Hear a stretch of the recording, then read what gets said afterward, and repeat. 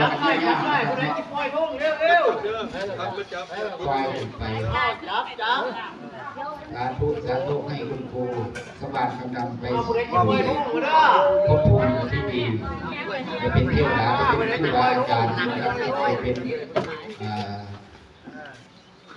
ทพได้ก็ได้เทวดายังไงเป็นได้กันแล้วเนี่ยเขาให้ทุกทุกข์ยากเลยครับมีร่วงอย่างไรหลายผมก็บอกไปเลย